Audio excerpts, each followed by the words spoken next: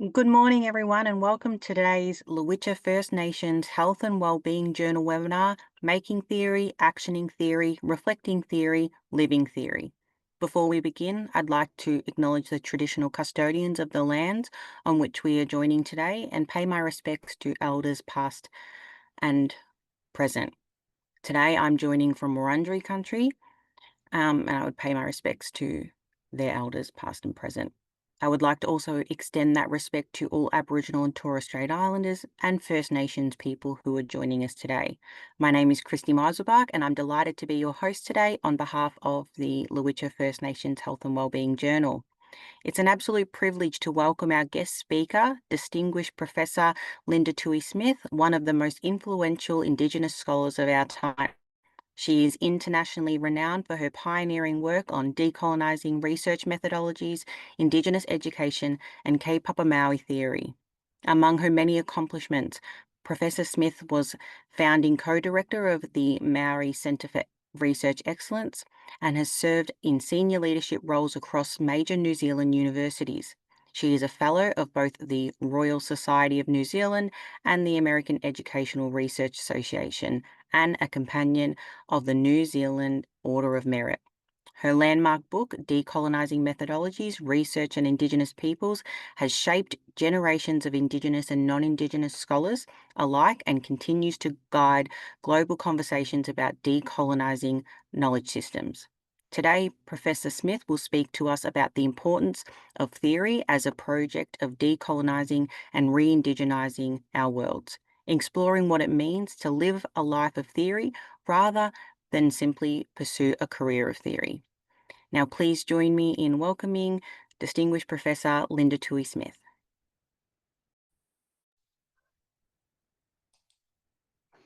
Tēnā koutou katoa. Greetings, everyone. Firstly, I want to acknowledge our country, Wurundjeri country, in which Lowitja stands, but also those territories and country that you each come from. I'm speaking to you today from Whanganui in the North Island of Aotearoa, which is closer to my husband Graham's country than to my own tribal territories. But it's a spring day. The sun is actually shining for a change, and I'm really happy to be here and hopefully to have a good conversation about theory. So I'm going to start by sharing PowerPoint. And I'm just going to speak to it for a little bit and then talk more generally. I really invite questions, and let's see how we go. Now I've got to find the right slide. Okay, so often when I'm talking to students in particular, but even our community members, the moment you talk about theory or theories, people have feelings about theory, which I find really interesting. For people like me, theory is a happy place, but others become anxious. Some people get really angry at particular kinds of theories, and I understand that. And then others feel, somewhat affirmed that the ideas and that they've been thinking about is sort of validated, if you like, by elements of theory. I think theory, at its most fundamental, gives a certain kind of certainty about the way to proceed in your work, or the way to think about your particular part of the world that you're engaged in. So there is that element of certainty, but also security around, are the categories you're using a little bit more stable? What they mean today, will they mean the same thing tomorrow? That kind of intellectual security and stability.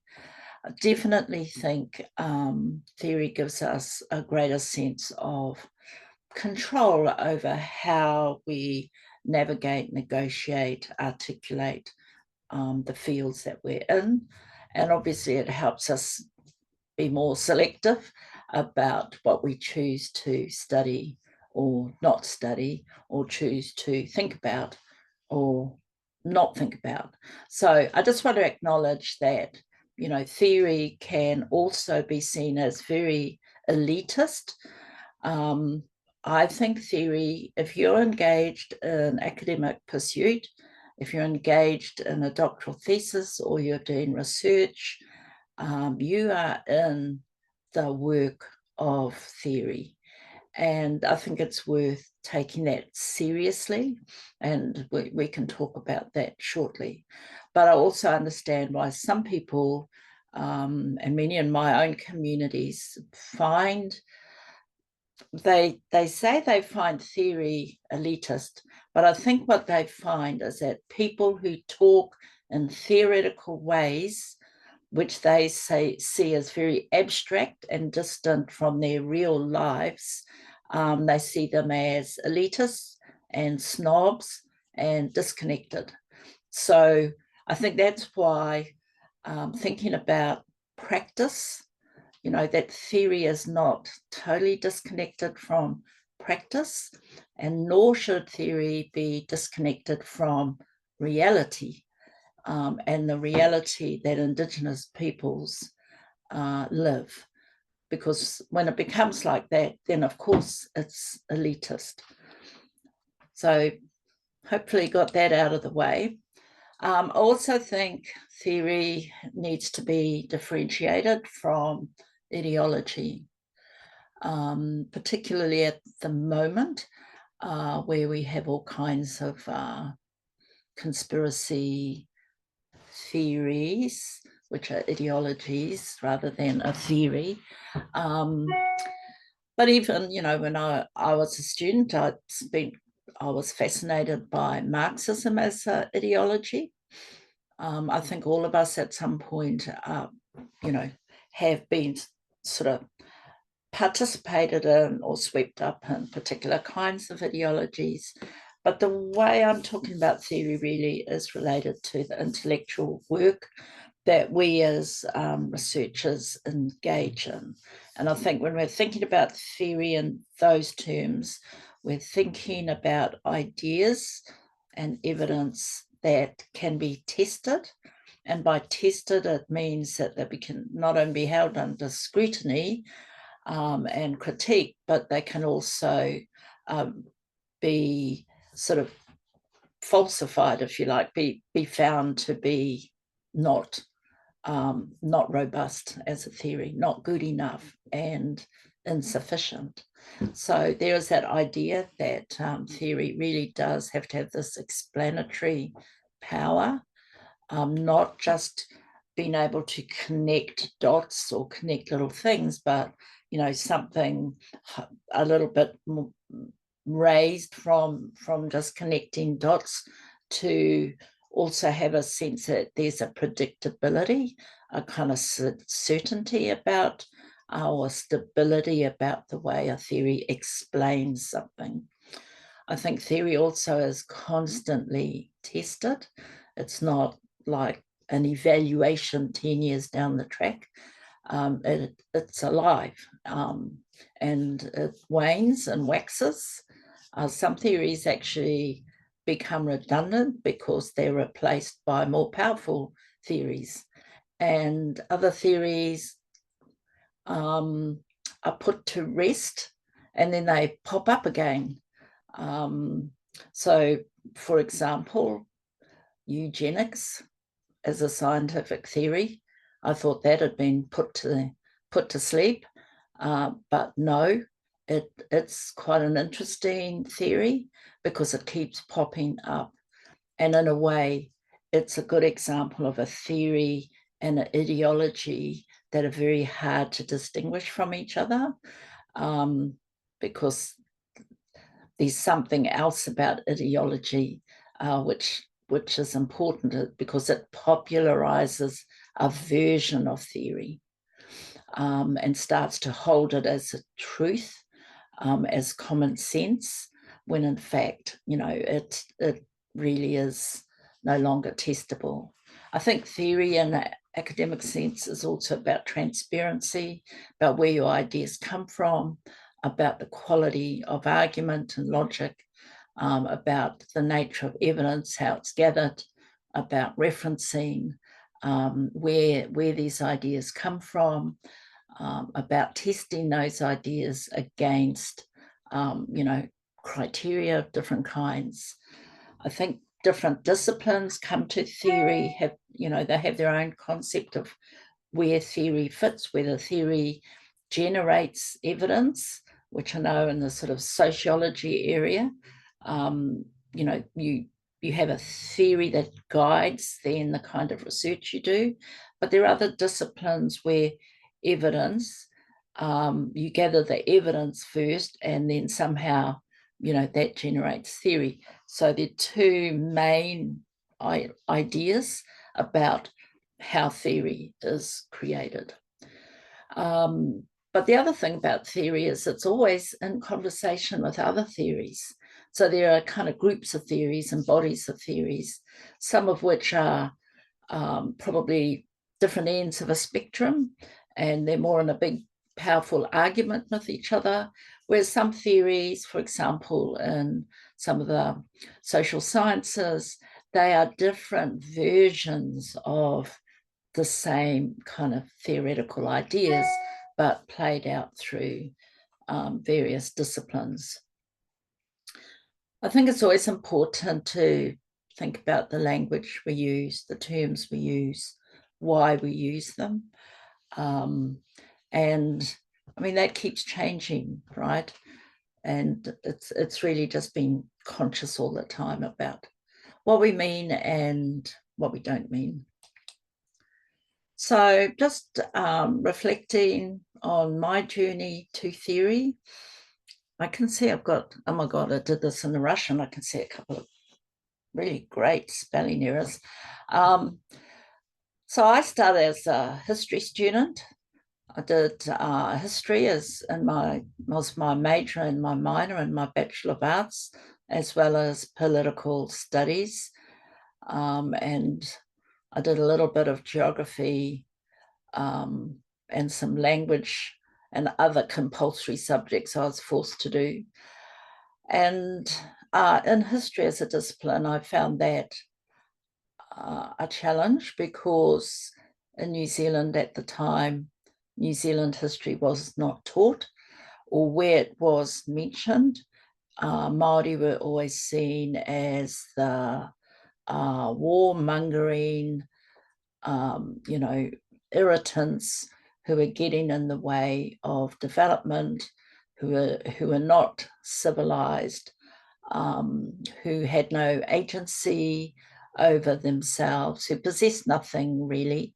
And those sort of attitudes, obviously in the 1970s, were really challenged by various activist groups. So I would not have survived my undergraduate degree if it weren't for the fact that I had joined an activist group called Ngā Tamatoa, where I was exposed to a completely different curriculum and was able to connect up with others who had that critique of history, but they were also coming in from other disciplines, and we were having shared experience, which we commonly sort of put down to racism and colonialism and colonization.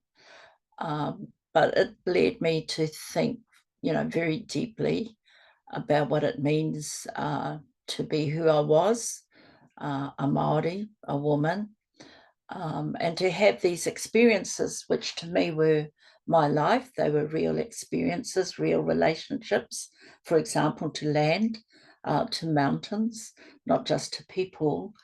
But that was not what was taught to me in the education system, and nor was it understood really in mainstream popular society.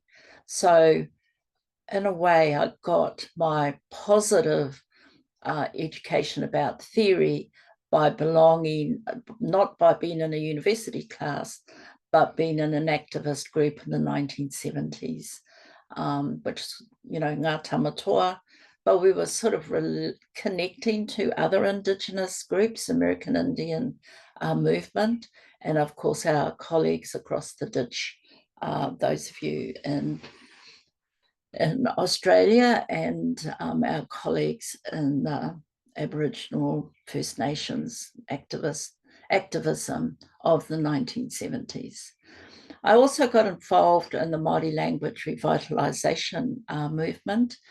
One of our, I guess in Ngā Tamatoa, one of our aspirations was to have our language taught in primary schools, which, thinking back, that was a pretty low bar at the time, but it was seen as extremely radical.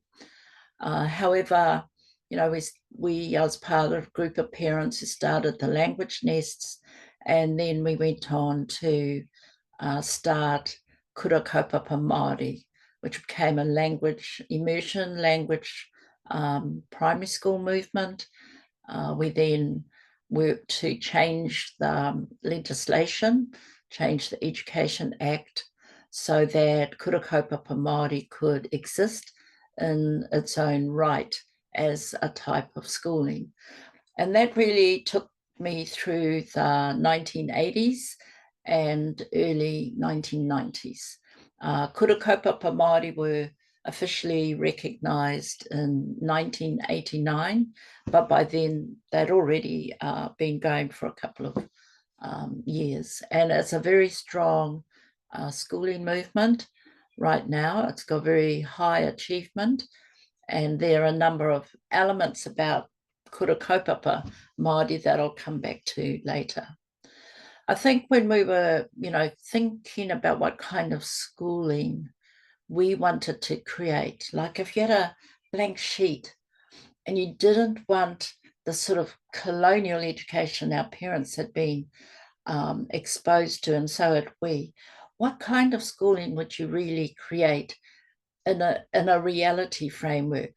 Ones that a type that you knew parents would have confidence in, that it would not only address some of their concerns around language and culture and identity, but also their real life conditions about, work and having an income and being independent and having a house, having a home, those kinds of ideas. How do you create a school type that can meet those needs that our people were expressing? And we thought about it in terms of, what do we want our children to become? What kind of human beings, what kind of Māori do we want our children to become? And by thinking about it at that sort of philosophical level, in a sense, it helped us, I think, lift our aspirations, but also it kind of freed us, liberated us from trying to just replicate and reproduce what was happening in mainstream schooling. So, in that phase of my life, I was really focusing on theories about language and language development, and theories about culture and education, and theories about knowledge in terms of curriculum.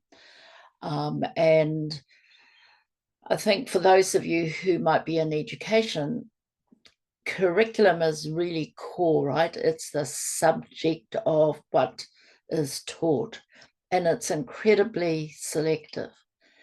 And, you always have to ask questions about, how come this gets to be the core of what is taught in schools, and why is it taught in this way, the kind of teaching styles and teaching what are called pedagogies. So in the field of education, you're often grappling all the time with various theories of learning, theories of teaching, theories of curriculum, and theories of knowledge. But by now I was studying a master's degree, and I was actually doing research at the same time, not in education, but in the health area, in particular in asthma, and the management by families of children's asthma. And I had the great experience of working with a team of specialists, medical and health specialists in respiratory medicine and population health, public health. And I was the project manager for that project. Got to interview 400 families of children in the Auckland area from really diverse backgrounds. I think I learned to cut my teeth as a researcher in that project. I learned what it is to drive all over the place, knock on a door and no one's home, and what it means to have a dog chase you down the driveway, or have people who are inside, but they're not going to answer the door because they're scared that you're the sort of, representing another kind of public agency that's going to throw them out of their home. But I also know what it was like to be received with generosity, to be fed, to meet amazing people. And the other thing I learned was to be open to having my own beliefs and mythologies challenged and changed. One example is, I went to the homes of many wealthy people and very, very middle class families. I had particular ideas about them, but came away kind of sad that, saw lonely women in beautiful homes that had very little furniture. All the effort in the family was going to paying a huge mortgage they couldn't really afford. And a woman at home with children who had asthma, and she's going crazy. So I think in that experience, I learned empathy, and learned just to suspend judgment and to, take stories as they come, not to preempt them. I also interviewed a lot of families where the main breadwinner was a police officer. And, once again, just see the human side of people who we came up against when I was in Ngā Tamatoa. So as I was doing research, I was becoming more critical about research, and particularly about the way research methodologies and choices of methods were closely tied to, the reproduction of certain kinds of knowledge and the exclusion then of other kinds of knowledge, especially our knowledge, especially Indigenous knowledge. I think in the methodology and the research space, right, it rubs up really quite close and really irritates, and at two levels. One is the level of research ethics, and the other one is the actual tools that researchers use. And a third one is the attitude or stance that researchers take into their space when they're interacting with our people and with our knowledge. And that really started me on that journey around decolonising research, what it meant to change that, not just what it meant to incorporate Indigenous research methods, which many of you can now use with incredible skills. But I'm talking about a period where the word Indigenous and research and methodologies, those words were not seen to go together at all. Indigenous people were the people who were being researched, not ones who were designing methodologies or theories, or wanting to ask their own questions. So just let me sort of come to this idea about reading theory. I think in an academic sense, the assumption is that's the way you get theory, right?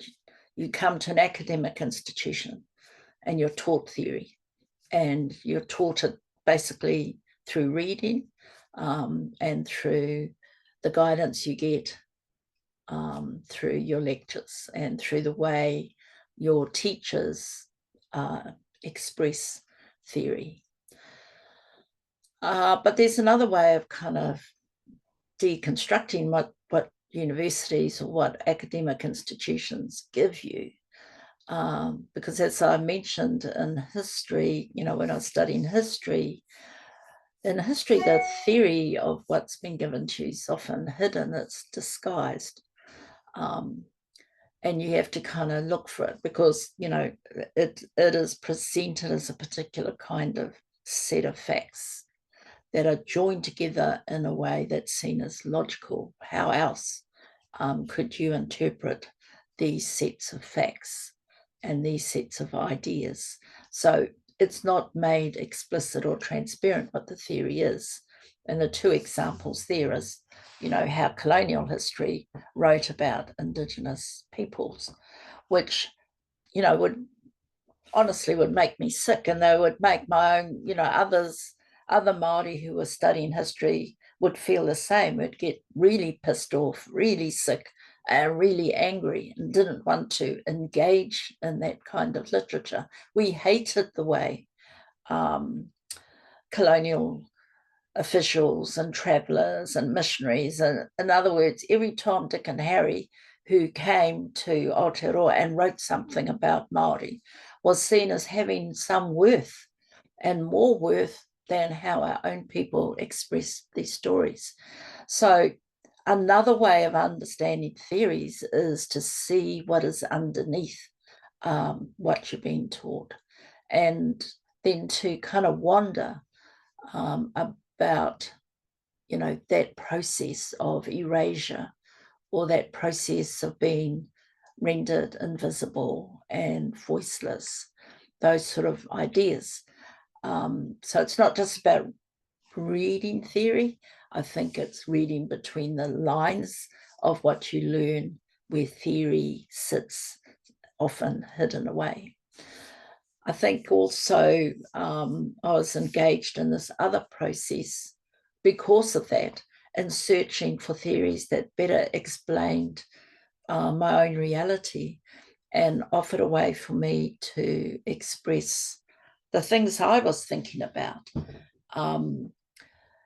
You know, often, especially in master's classes, we would talk about something, or we would be given choices about assignments, you know, what topic we might want. And every time I chose a topic, it was dismissed out of hand, to the point where even my own peers, other students, would say, oh, that's a silly topic, or that's not a real topic.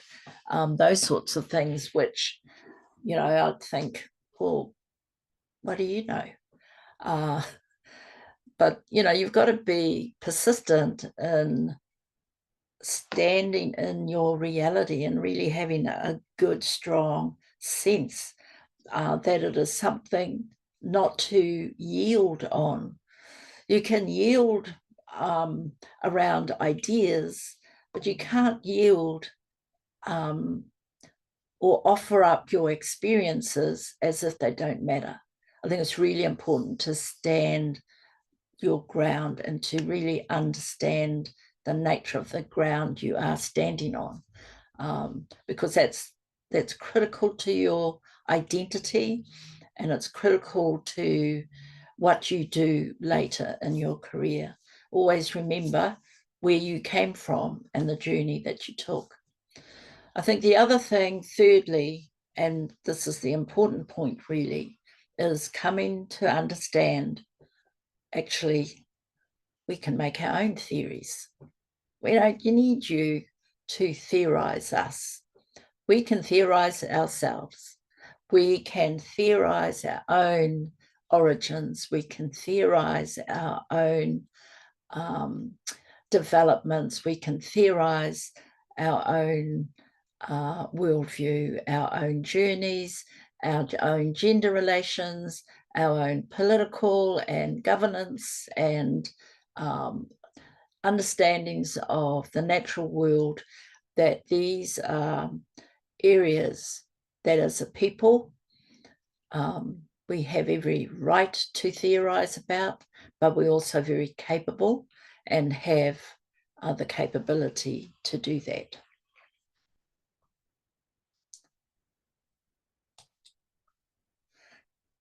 So just thinking about Indigenous theory as a practice, all right, so I want to always link this. It's not some just abstract thing you pull out of your head that really is not necessarily, and I'm talking here about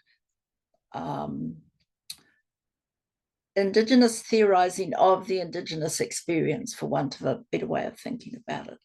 And I think if you want to do that, you always have to have the strong sense of what you're talking about and what you mean by Indigenous and what you bring to that in terms of your understandings.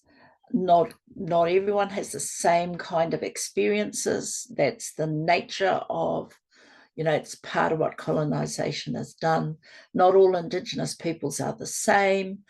Not all Indigenous individuals are the same. So really having a very nuanced understanding of indigeneity, even where that term came from, the kind of language that we use. So let me just talk quickly about the story of Kaupapa Māori as a theory. This is a field of work that myself and colleagues have been developing really since the early 1990s. As I alluded to earlier, it came out of our work in Kura Kaupapa Māori and the learnings that we were developing as we developed the kura or the school. What we were learning from that process, the questions that we were asking, but also the confidence that we were getting that we could do this. We could theorise. We had our own theories about language development, for example, about acquiring Māori language in the 1990s, how it was very different from acquiring language prior to the Treaty of Waitangi. What it means to revitalise a language. We became expert in that. And every piece of research we read in the Department of Education cited to us was about people in Wales, people in Canada, around French language, in Spain. In other words, examples from the Northern Hemisphere of this is what language revitalisation means. And we were saying, no, it doesn't. That's what you think it means. This is what it means here in Aotearoa when we, as an Indigenous people, are trying to reclaim our own language. So that sort of development of confidence about asserting what we really knew and understood. And out of that, I think, we meaning those of us who were engaged in developing Kaupapa Māori were also researchers and doing our own studies. And my husband, Graham Smith, or Graham Hingangaroa Smith, his PhD was on the principles that were underneath all the successful language, all the successful Māori initiatives that were happening in the 1980s and 1990s. What was it? He was asking, what was it that Māori were doing that was creating success, whether it's in pre-employment programs, in health, in education, across the board. And out of that, he developed a set of principles, which we now refer to as Kaupapa Māori principles. But Leonie Pihama was also, she was thinking about this in relation to mana wahine, or Māori women's activism and in relation to, or in resistance to feminism, for example. Māori Hōhepa was working in the language acquisition space. So several of us doing this research started to sort of think about Kaupapa Māori as a theory of Māori development and advancement, and a theory of Māori transformation. What became what I think Eve Tuck talks about, a theory of change. Well, for us, it became a theory of transformation. And it's something that we have worked on for years. So I want to park that story there. And I just want to sort of address the second statement about, why did I say decolonizing methodologies rather than decolonizing theories? To be honest, at the time I designed the title for the book, I had just come out of doing my PhD. I literally handed my PhD in. I already knew that I wanted to write this book. Half of it is a mishmash of what was in my PhD, but the other half I wrote immediately after. And I already knew what it was I wanted to write about.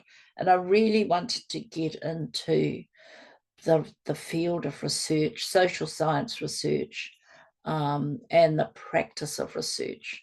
So in the sort of methodology area, which to me is the theory of the practices, rather than engage in the sort of the existing theories around anti-colonialism, decolonial, that field of work, which was coming already out of literary studies and the humanities.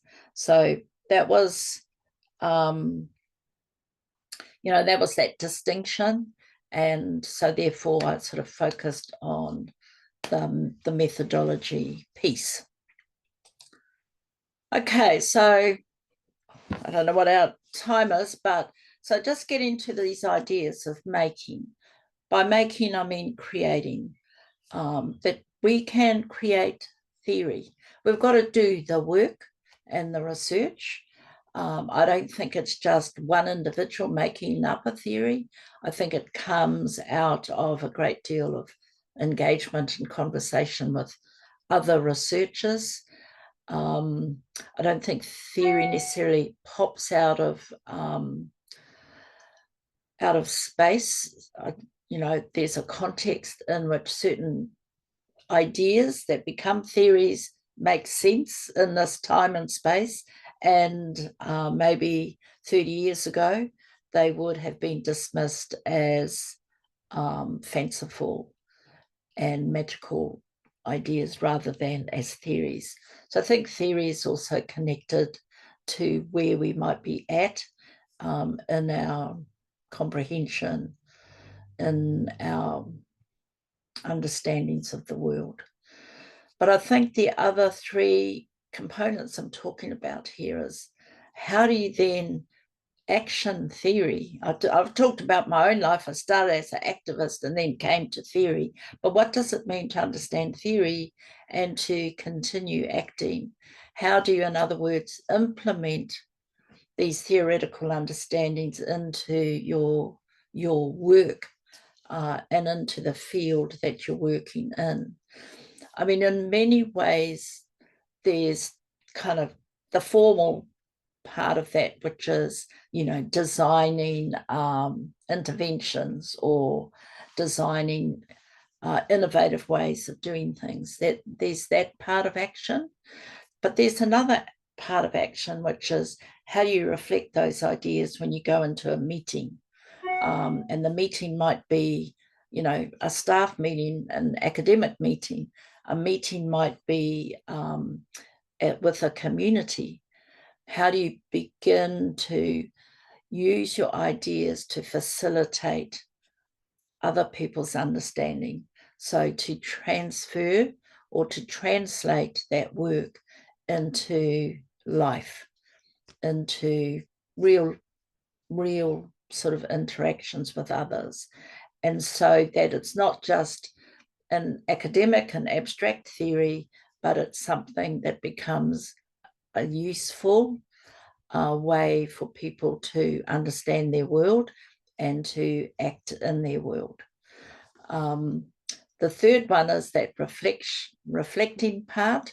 Those of you who might understand the concept of praxis, it's that theory, action, reflection, theory, action, reflection cycle.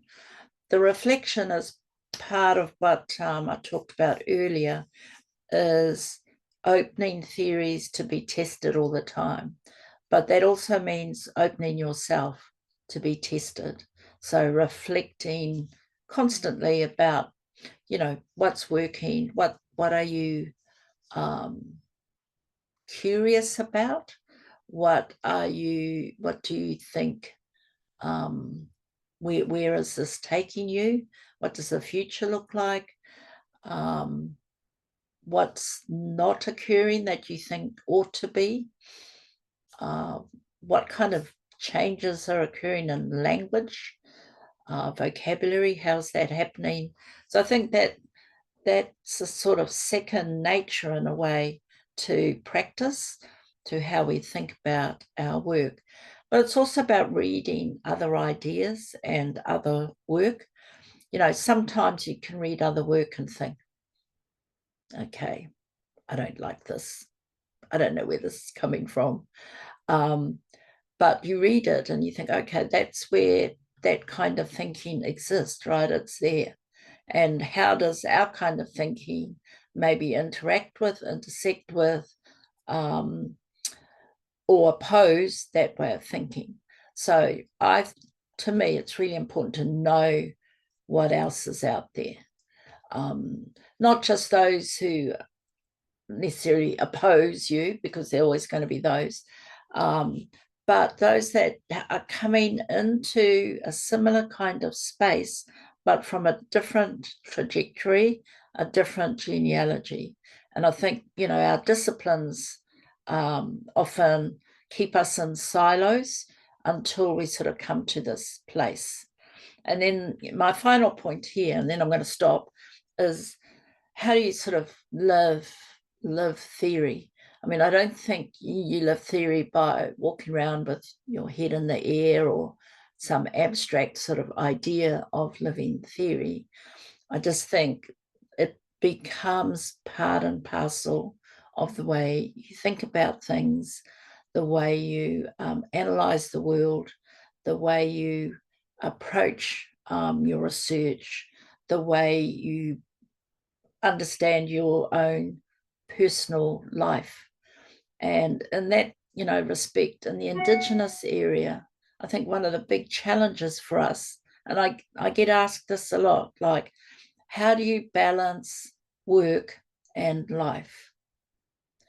And it's one question I can't answer for you, for those of you who seek an answer to that. I have no answer for it. I have a good life, but I think about work all the time. I think about what it means to be Māori. I think about what's going on in the world in relation to Indigenous peoples. That is my life. It's also my work. Do I have balance? No, not a balance of work and life. I have a balance in the way I live my life, in the way I think about my family, my tribe, my places that I go to, the things that make me happy, about my colleagues and my friendships. So I think it's about balancing those things rather than this arbitrary work and life. Many of you, younger ones, you're in a different generation and you're experiencing work differently from the way I experienced it.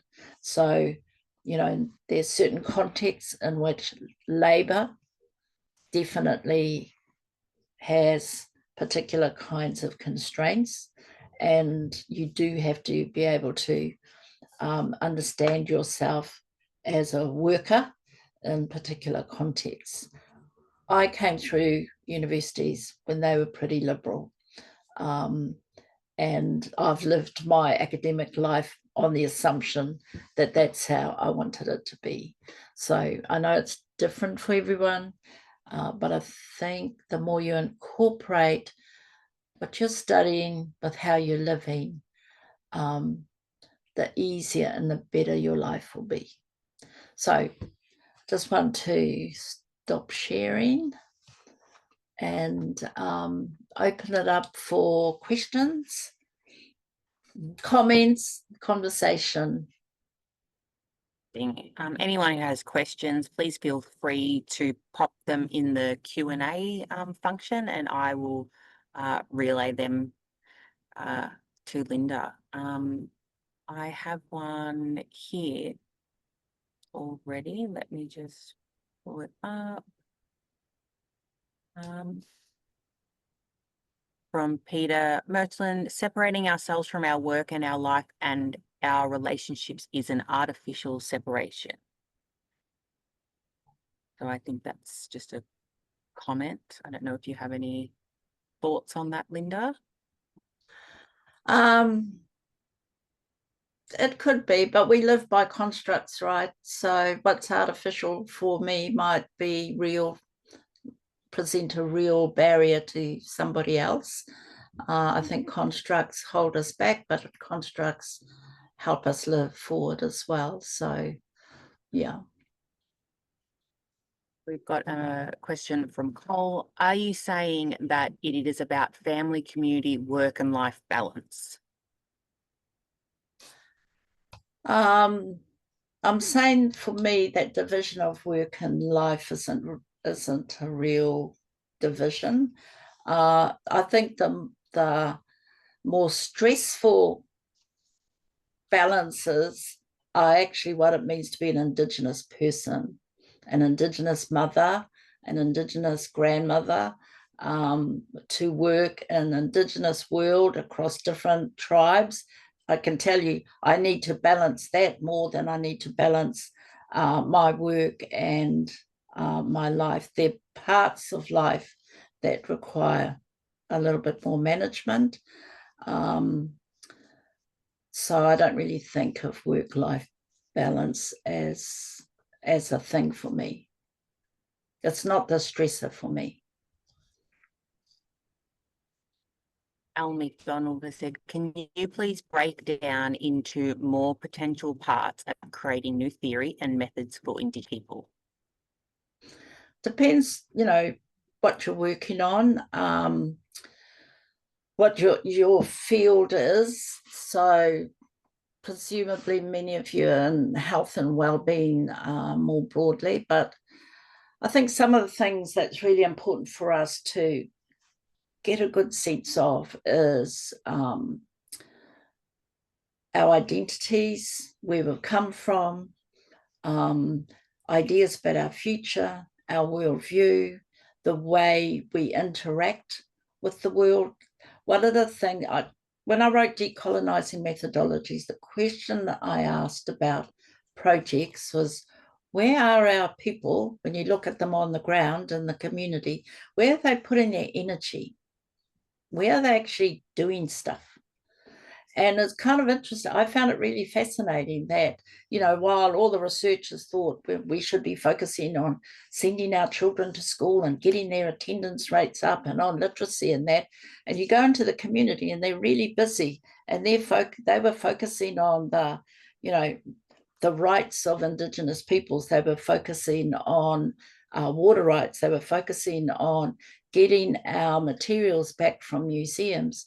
They were focusing on some of our governance issues. Like they had a long, long list of where they were putting their energy and not necessarily putting it where authorities thought we should be spending our energy. Now, some of that they were doing was really productive and inspiring, but some of that was also a result of our trauma, right? That we were investing a lot also in sort of trying to solve, but also recreating trauma and finding it really hard to break out of. So I've forgotten what your question is now, but I think we can create theory wherever theory is needed as an explanatory tool for what's going on. I've got a question from Natalie Smith about your thoughts on cultural load versus what they think is actually a colonial load, sometimes with work. Is that something that you would agree with? I think there's both. I think often, I don't know about in Australia, but some elements of cultural load are now included in job descriptions, but in a very naive sense. Because the moment you put cultural load, it's not just about a task, it's about a responsibility that's carried 24/7. So it's not simply about, in your job description, you to provide, welcomes and farewells, for example, to visitors to campus in a cultural way, or acknowledgements of country. But that's not a performative task. That's a responsibility that actually carries a lot of mana or weight. So when we're thinking about, cultural load, that's loaded. And then the colonial load, I think there's a whole lot of other elements in there, like having to explain to colleagues who are highly educated that actually they're quite racist, that, some of the worst elements of racism are in academic institutions with people who've got PhDs from the most elite universities in the world, who are completely unaware of their own attitudes. And so that colonial load is often the speaking back, the fact that we have to decolonize and deconstruct everything.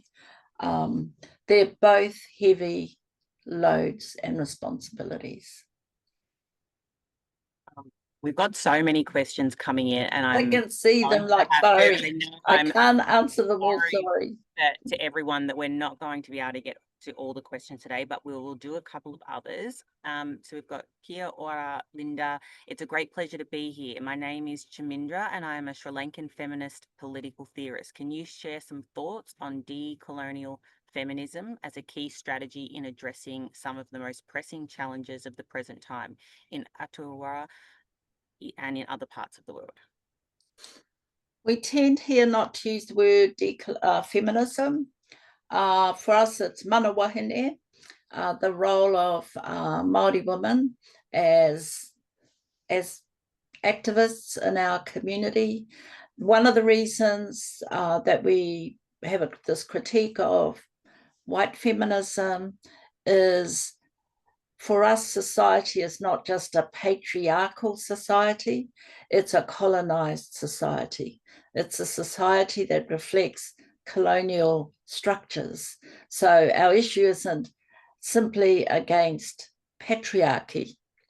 Our issue is against colonialism and racism and colonization. And our arguments in the 1980s and 70s with white feminists was really around the positioning of Indigenous women, Black women, women of colour, as if, our needs and our interests and our aspirations were aligned entirely with white women, and that simply wasn't the case. Now I think Māori women, we see our role as working with men, working with our communities, and basically working with our whānau or extended family units to all of us.